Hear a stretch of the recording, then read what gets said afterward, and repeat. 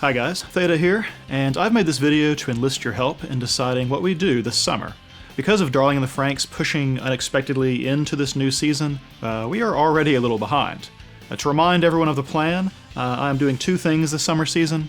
One is working on last year's backlog with Maiden Abyss and Land of the Lustrous. The other, and the thing that concerns this video, is that I want to choose two new shows from this season about which I will make single subject videos. What I mean by single subject is that I am aiming to create 8 to 15 minute videos about aspects of the shows that I find interesting. These are not the full spectrum analyses that we've been doing for the other series. It's more like taking some of the standalone ideas that usually show up in our longer videos and making that the whole thing. Using Darling in the Franxx as an example, something like the segment when I talked about the mythological significance of mistletoe could be its own video, or when I talked about good or bad uses of foreshadowing. I don't know what the content of these videos will be yet, because it will be particular to the series. This is very experimental, but I wanted to do something current and try to find a shorter format so that we can do more than one show in the future.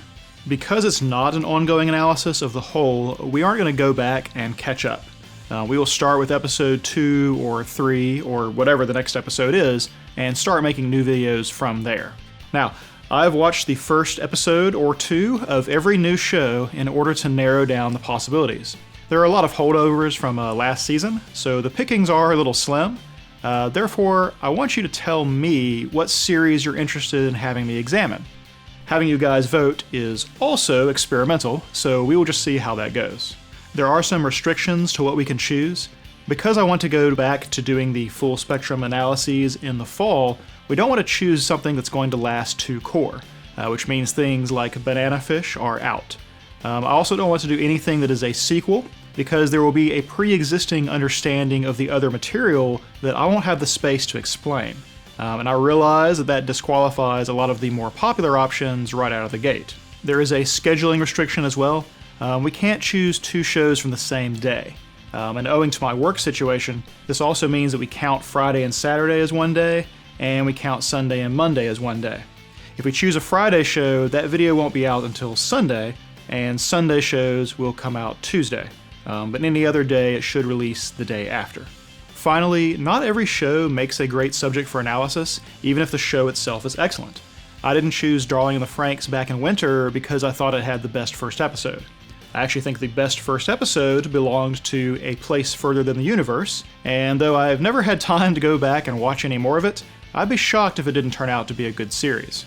However, it did not strike me as having the same opportunities that Darling would, a guess that was more right than I could have hoped. In our current season, for example, I'm not sure I was entertained by anything more than Asobi Asobase, but I think it makes a poor subject for analysis.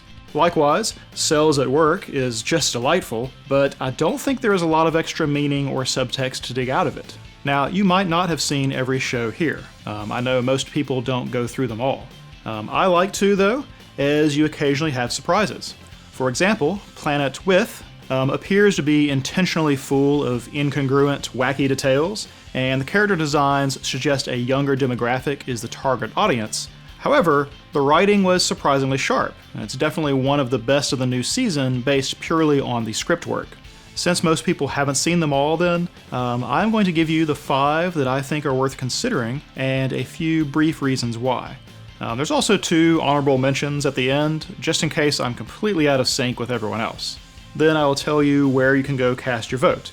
It'll only take a couple of days to compile that, because we do want to go ahead and get into the next season. Going in broadcast order, the first up is Hanebado. This is the badminton one. Sports anime wouldn't normally top my list, but since this is an experimental thing we're doing, I'm casting a wider net. The production values for this are excellent, which always gives you hope for good execution throughout. Sports anime usually revolve around watching disparate personalities gel into a team, but a solo sport like badminton kind of changes that dynamic. You actually spend a lot of time competing against your teammates, and the setup to this one wastes no time in creating a rivalry between 2 who each have wildly different ideas of what the sport means to them. I expect it to be characterization heavy, with the natural structure that all sports animes benefit from. This one comes out on Sundays. Next is Angels of Death. There are a lot of psychological or mystery type shows this time, so I thought we should consider one of them. Island is one, but it's never good when the visual novel structure of a source material is that obvious. Tenro, Sirius the Jaeger could have been one as well, but Netflix picked it up, so it is dead in the water. That leaves Angels of Death and Happy Sugar Life, which I will get to in a minute. Angels of Death has developed slowly out of the gate, and I could understand being put off by accelerators screeching, but there is already indications of setting up motifs for later thematic significance, and the closed circle nature of the predicament suggests we will have a heavy dose of mystery. It seems like it will feature a collision of violent mental illness and explore the reasons that people have for living or for killing. Too much darkness or exaggeration can erode an audience's empathy, however, and that seems like a real risk here. This one comes out on Fridays. Third is Anglo-Moi, whatever that is, Record of Mongol Invasion. This seems like historical drama with no trace of speculative fiction elements. You can tell you either have a very serious work or a historical drama when everyone's hair is the same color, unless they're an obvious foreigner, of course. History buffs inevitably find themselves drawn to the Mongols and their very unique success story. This seems to be about the first invasion of Japan, and while I think people are most likely to know about the origin of the kamikaze legend, there's not much else that I'm familiar with personally. Anyway, the first 2 episodes of this series seem to put a decent balance of focus on the characterizations and the advancement of the historical tale. There is effort in making the main 2 characters complex, in addition to rapidly stepping through the setup and the action. Hopefully it will be good enough for us to forgive the constant texture that they have overlaid on the work. This one comes out on Wednesdays. Fourth is the other psychological piece, Happy Sugar Life. This one isn't going to blow anyone away with its production values, and the antagonist of the first episode is more caricature than character. However, I'm interested in the potential treatment of mental illness. Angels of Death, for example, seems to be a collection of murderous psychopaths because the story needs murderers and psychopaths are more than willing to oblige. Happy Sugar Life's main character is portrayed from the beginning as someone heavily dichotomized between actions and temperament. What's more, we get lots of hints that there is a personal tragedy and mental illness that leads to the story's premise. Fractured flashbacks and her apparent previous promiscuity signal to us that they are going to develop her actions as resulting out of her past, that what she does now is how she is coping with the hand that life has dealt her. This gives me hope for a character-driven exploration of mental illness, instead of needing crazy characters because we want crazy actions. Now, even though that first antagonist is pretty exaggerated, she shares a thematic overlap with the main character, in that both have twisted interpretations of love. If we could steal the production values of Hanebado and the scriptwriting of Planet With and mash them up with this premise, then it would probably be near the top of my list. As it is, though, I can understand some apprehension in trusting the creators. This one comes out on Fridays as well. Last is the lone thing on this list that is on High Dive, and my account is giving me issues today, so we won't have any clips from it.